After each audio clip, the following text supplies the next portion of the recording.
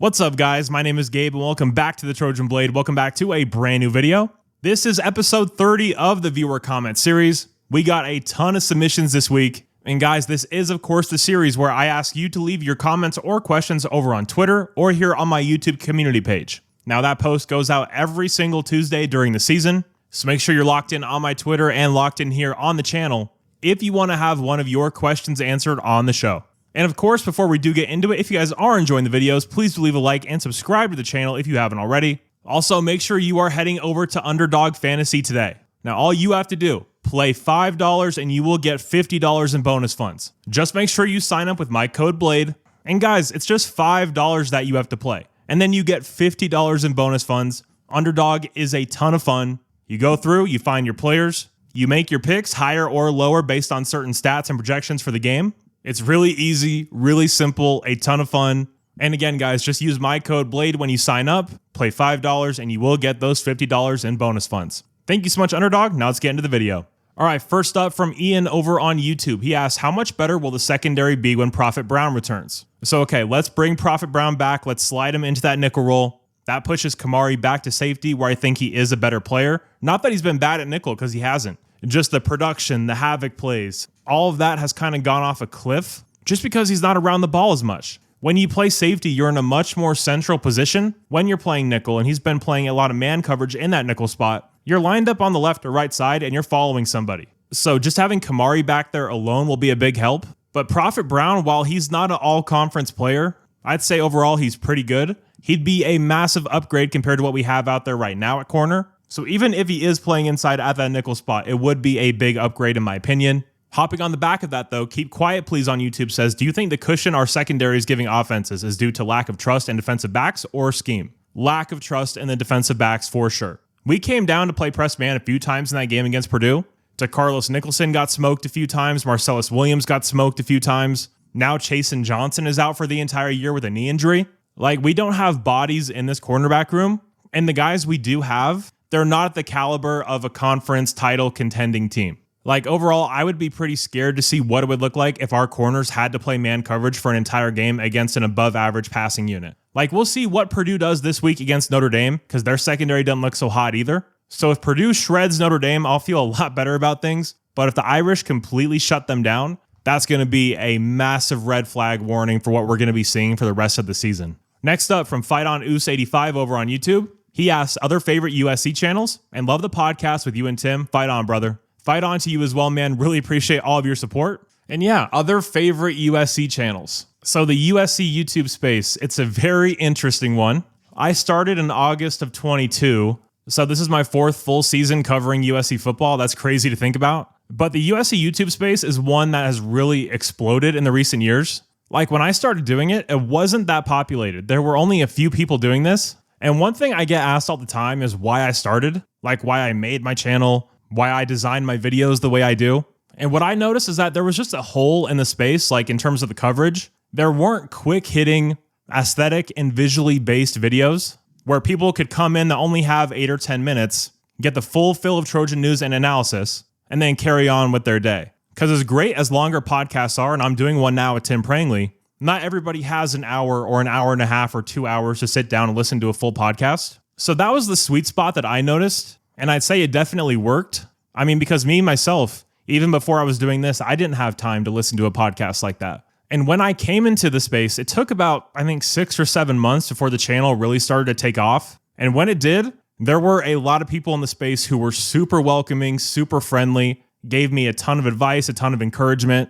And then there was a fraction of other people who immediately just didn't like me. Didn't like the fact that I came into the space, didn't go to journalism school, didn't take a traditional route. Like, there's a lot of gatekeepers to football coverage for some reason. I've never understood it. And at first, it really sucked. Like, being the new guy in the space, reaching out to people, asking for help with certain things, and then either getting completely shot down or people in the space literally doing things to try and get my channel taken down. Which, yeah, has happened multiple times. But for every one person like that in the space, there's 3 or 4 who are absolutely wonderful. And I'd love to talk about some of them now.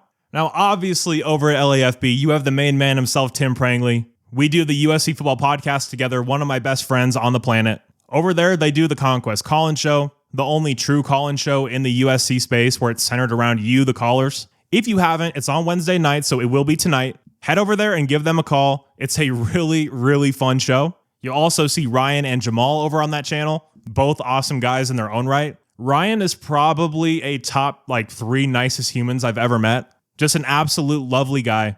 And then you have Jamal. He's a brilliant dude. When you hear him talk football, he knows what he's talking about. He knows his X's and O's. Extremely smart, extremely dedicated. So make sure you're heading over to USC LAFB and giving them a subscription. I also got to talk about the 24/7 guys, Ryan Abraham and Connor Morissette. Now, when it comes to the USC space, USCfootball.com and Ryan Abraham are the top dog, and it's not a question. They've been number one in the space for such a long time. Pretty much every USC fan I know, the Peristyle is their go-to place for USC football discussion. And Ryan and Connor have shown me nothing but respect, nothing but kindness. You've obviously seen their stuff appearing on the channel for a very long time now. Talked to Ryan a few years back, and yeah, just a super nice dude. And I have been exclusively using their stuff for I think 2 or 3 years now. And talking about Connor, super smart, very football savvy. In terms of reporters and journalists in the space, he's up there with the best of the best, and just one of the friendliest guys you'll ever talk to. So shout out to both of them for sure. And make sure you're checking out USCfootball.com if you haven't already, which I'm sure you have. But do make sure you go and check them out. Next up over at Reign of Troy, I have to talk about Alicia de Artola Castillo. I remember being in high school during the Clay Helton era, whenever we would have a horrible or just dreadful loss, the first reaction I went to hear was Alicia's. Her rants, her getting very upset, rightfully so. She and Michael do an insanely good job over at Reign of Troy. Best graphics in the space. She's doing full game watch along and reactions now. They're highly entertaining. They're super well done. She's super insightful. The only flaw that Alicia has is that she's a Liverpool supporter. So if you can somehow get over that, head over to Reign of Troy and give them a subscription as well. Next up, my man Preston from Preston's Paradise. I remember seeing Preston when he first started his channel. There's certain people where you sit down and watch them and you just know, okay, this dude has some serious talent. And Preston's one of those guys. He has great takes. He's a very passionate USC fan, maybe even a more passionate Notre Dame hater. I don't know anyone on this planet that hates Notre Dame more than Preston. He's a great guy, and if you haven't, head over there and give him a subscription as well. Next up, the boys from Light the Torch, B. Jones, Guns, Raul, and Blackie Chan. If you guys want a show where it's like you're sitting down at a bar, talking USC football with 4 of your closest friends, this is the show for you. They're funny, they're energetic, and they are undoubtedly fans of USC football. So make sure you go check them out. Next up, gotta talk about my man Troy at the Troy Talk podcast. Yes, his name is actually Troy, and he covers USC football. He's also an Arsenal fan, so points to you, Troy. But Troy is a super smart dude, has a lot of interest outside of USC football. He's very eclectic, but when you hear him talking USC football, he knows his stuff. He's on top of it. He's very insightful, has a lot of good takes. He deserves way more subscribers than he currently has. So if you haven't, please head over there and give him a subscription.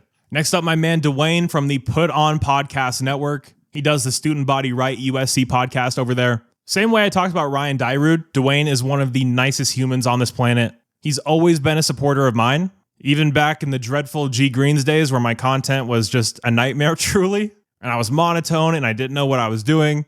Dwayne's the man, and whether you like USC football or the Raiders, you should for sure go and check out his channel as well. Now, for a more national perspective, I do have 3 channels for you to check out. The first one is obvious. It's the ROCBOYS. Welcome back. Sorry, I had to say it. No one does a better job covering USC football than they do. They get it. They actually know our program. They take the time to know the players, to know the rotation, to know the depth chart, to know how our recruiting's doing. How I describe them to people is it's a USC insider / diehard fan knowledge, but from a national lens. So if that's what you're interested in, not that they need help with subscribers from me, because their channel dwarfs mine, but make sure you are checking out the ROCBOYS, and make sure you let them know that Gabe from the Trojan Blade absolutely butchered their intro. But the welcome back is too iconic. I had to say it. Next up, the man with the beautiful pipes, the man that is the voice of the USC Football Podcast intro. It is Ted from Big Ten Ted. Love this guy. Ted is quite possibly the most Midwest human being on the planet, but absolutely love him. One of my oldest supporters as well. The amount of time, the amount of detail that Ted puts into his show is quite remarkable. To me, it feels like you're listening to an old school radio show in the best way possible. Like peak sports talk radio is what Ted reminds me of. Now, he has a news and TV background, so maybe that's why he's so polished and so professional.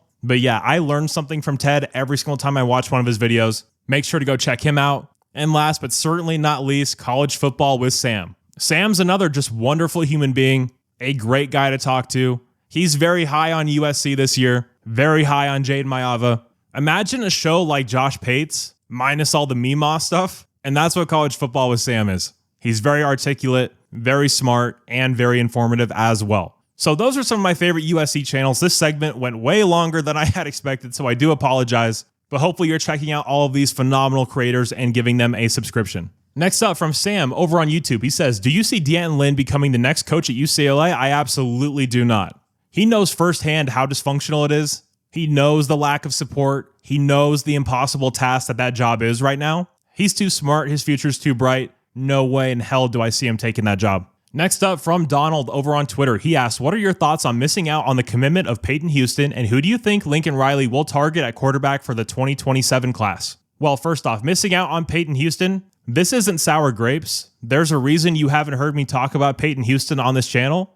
Not a fan. I don't think it's that big of a miss, to be honest. Now, who do I think will target? I mean, technically, it's not a 2027 class player, although he will be enrolling in 2027 due to his Mormon mission, but still watch out for Ryder Lyons. I've heard some smoke there. I don't think we're done pursuing him, so just keep an eye on that. Next up from Adam over on Twitter, he asks, how do you feel about our offensive line play through 3 games now entering into the heavy part of our Big Ten schedule? So I'm going to break it up into half and half. Left side of the line, I think Elijah Page and Tobias Raymond have proven to be one of the better duos in the entire country. Tobias Raymond has taken a big step from right tackle last year to left guard this year. He's playing at a very good level. Whenever he pulls, he and Elijah actually, they get to their spot. They connect with their hands, and they don't really whiff. They've been playing very solid together. They're completely in sync. The communication's been great. Moving to the right side, Alani and Justin, that's where the problems have been, particularly in the run game. We have to get better on that side, plain and simple. And Killian O'Connor, he's been pretty good. Not to the level of Elijah Page or Tobias Raymond, but not as iffy as Justin or Alani. So if I was ranking the offensive linemen 1 through 5 through what we've seen so far in the season, it'd be Elijah 1, Tobias 2, Killian 3, Justin 4, and Alani 5. Although I will say Alani Noah is playing better ball this year than he did last year. So something to keep in mind there. We're definitely going to find out this week against Michigan State because that defensive front is for real, especially inside. They've got some dogs in there. Next up from Tony over on Twitter, why does it seem like USC's cornerbacks do not look back for the ball when they are in coverage? This bad technique has been in place for years. You're absolutely right about that. Whether it was Alex Grinch or now Lynn, our guys do not turn their heads for whatever reason. That's what made Mekhi Blackmon so special. I mean, that among other things, like that he was super sticky in coverage and made great plays on the ball. But one of the many special things about him is that he always had his head turned. He was always aware of where the ball was. That's why he was able to make so many plays on the ball. And yeah, our corners don't do that. Now, why? I don't have an answer for you.